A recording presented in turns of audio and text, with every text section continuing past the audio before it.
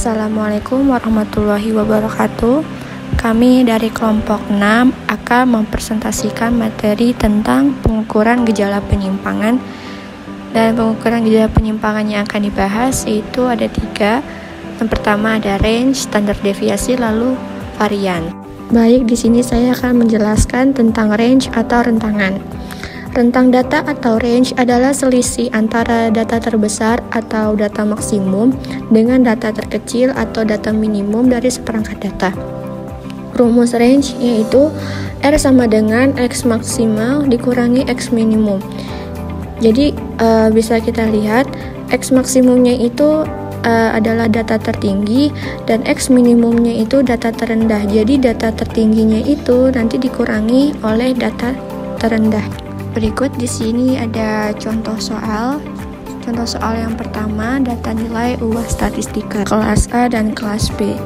Data nilai UAS statistika kelas A ada 90, 80, 70, 90, 70, 100, 80, 50, 75, dan 70.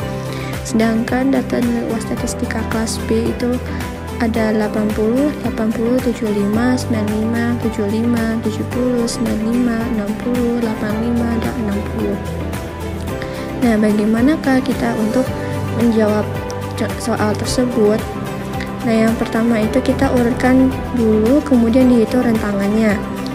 Jadi, diurutkannya itu dari data terkecil atau data terendah terlebih dahulu. Nah, kita bisa lihat data terendah kelas A itu nilai UAS statistikanya yaitu 50. Sedangkan data terendah nilai UAS statistika kelas B itu 60 data terendahnya. Sedangkan untuk data tertingginya kelas A itu ada 100 dan kelas B itu data tertingginya 95. Nah, untuk menghitung rentangannya seperti yang di rumus tadi, kan rumus range itu R sama dengan X maksimum dikurangin X minimum. Jadi data tertinggi dikurangin data terendah. Jadi untuk rentangan kelas A tadi kan data tertingginya itu 100, sedangkan data terendahnya 50. Jadi 100 dikurang 50 sama dengan 50. Lalu untuk kelas B tadi data tertingginya 95 dan data terendahnya 60. Maka 95 dikurangi 60 sama dengan 35. Jadi hasil rentangan kelas A itu 50, sedangkan rentangan kelas B itu 35. Untuk contoh soal kedua, ini ada nilai ujian semester dari 3 mahasiswa. Untuk mahasiswa A di sini nilai ujian semesternya ada 60, 55, 70, 65, 50, 80, dan 40. Mahasiswa B nilai ujiannya ada 50, 55, 60, 65, 70, 65, dan 55. Dan terakhir mahasiswa C nilai ujian semesternya itu 60 semua. Nah, dari data di atas dapat diketahui bahwa mahasiswa A memiliki data tertinggi yaitu 80 dan data terendahnya 40. Range-nya itu berarti 40 dan meannya 60. Mahasiswa B memiliki data tertingginya 70, data terendahnya 50, range-nya 20 dan meannya 60. Dan mahasiswa C memiliki data tertingginya 60, data terendahnya 60, range-nya 0 dan meannya 60. Yang kedua, di sini kita akan membahas varians. Varians adalah salah satu ukuran dispersi atau ukuran variasi. Varians dapat menggambarkan bagaimana berpencarnya suatu data kuantitatif. Varians diberi simbol berikut, yaitu yang dibaca sigma kuadrat untuk populasi dan untuk S-2 itu sampel. Selanjutnya, kita akan menggunakan simbol S-2 untuk varians karena umumnya kita hampir selalu berkutat dengan sampel dan jarang sekali berkecimpung dengan populasi. Untuk selanjutnya ialah rumus varian. Yang pertama, rumus varian data tunggal untuk sampel disimbolkan dengan S kuadrat sama dengan sigma XI min X rata-rata kuadrat dibagi N-1.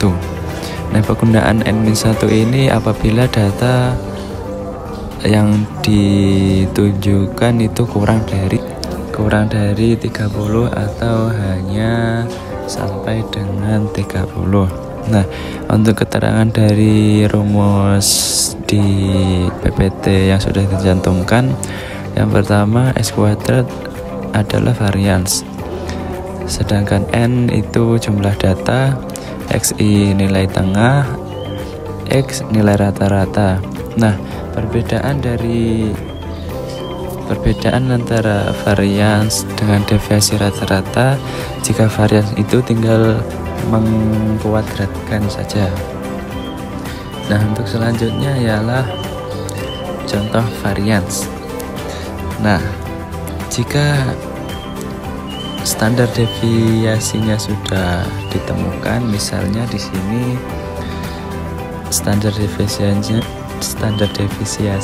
12,12. Nah, maka variasinya tinggal mengkuadratkan saja, yaitu menjadi 12,12 dikali 12,12, yaitu dapatnya 146,89. Untuk selanjutnya ialah standar deviasi.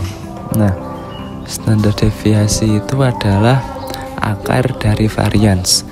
Jika varians tadi itu adalah deviasi rata-rata kuadrat menjadi varians. Nah, kalau varians, akar dari varians itu adalah standar deviasi. Selanjutnya adalah rumus dari standar deviasi. Standar deviasi itu juga disebut dengan simpangan baku. Rumus yang pertama ialah untuk data kelompok disimbolkan dengan S sama dengan akar sigma frekuensi XI min X rata-rata kuadrat dibagi N. Nah, di sini rumusnya hampir sama dengan varians, namun perbedaannya hanya ada akarnya di depan, seperti itu. Selanjutnya ialah contoh dari standar deviasi. Nah, untuk mengerjakan atau menghitung standar deviasi ini, jika variansnya sudah ditemukan, maka untuk menghitung standar deviasi tinggal mengakar varians, seperti itu. Seperti di dalam contoh, variansnya sudah ditemukan 146,89. Nah, itu tinggal diakar saja, nanti ditemukan hasilnya adalah 12. Sekian dari kelompok kami. Wassalamualaikum warahmatullahi wabarakatuh.